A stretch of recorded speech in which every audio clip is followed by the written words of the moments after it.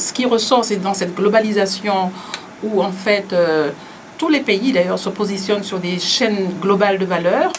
Je pense que nous, aux Antilles, nous avons la possibilité de choisir des niches et essayer donc de développer ces niches. Nous avons en fait une population qui est bien éduquée, le taux d'accès à l'éducation est très élevé, on a des jeunes qui sont très compétents et peut-être devrions-nous aller vers cette économie, j'allais dire, de l'innovation, où en fait la créativité existe, cette économie du numérique.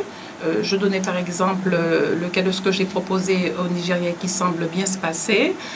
Il y a maintenant sur la toile la possibilité d'offrir des services en ligne. À longueur de journée sur des plateformes, des services sont offerts et des jeunes peuvent aller se positionner, offrir leurs services et ils sont pratiquement payés à l'issue du service. Ça peut être faire une traduction, ça peut être monter une présentation pour une entreprise, toutes sortes de choses et après ils sont notés et en fait quand ils ont bien travaillé, ils peuvent effectivement aller plus loin. Il y a énormément d'autres choses qui peuvent se faire sur la plateforme également. De plus en plus, on voit qu'on a du commerce qui se fait sur la plateforme. Si je fais référence encore au Nigeria où je suis actuellement, il y a un jeune diplômé de Harvard d'ailleurs qui a monté une plateforme de commerce qui s'appelle Amazon.com, enfin équivalente à Amazon.com, qui s'appelle Konga.com. Et là-dessus, maintenant, même les petites et moyennes entreprises peuvent vendre leurs services sans avoir à elles-mêmes avoir leur plateforme, moyennant donc un petit pourcentage. Leurs services sont connus, leurs produits sont connus. Donc, je dirais que nous avons besoin donc de faire le point de dire bon, quels sont nos atouts.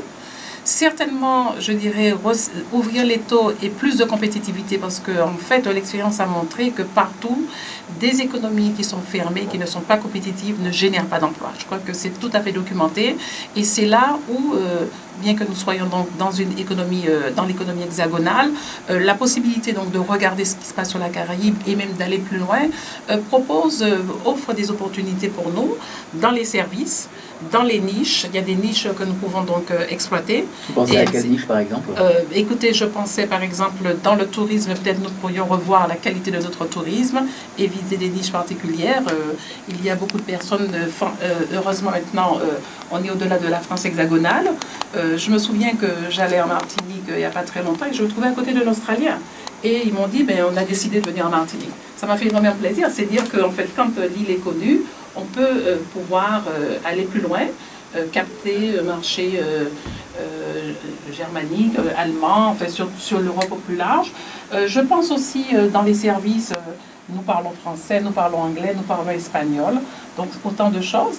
La qualité des services de soins, pourquoi pas? Oui. Il y a beaucoup de personnes qui essayent donc d'aller là où ils peuvent avoir des services de santé à meilleur prix. Pourquoi ne pas regarder cela, notamment par rapport à la Caraïbe et même par rapport aux États-Unis? Oui.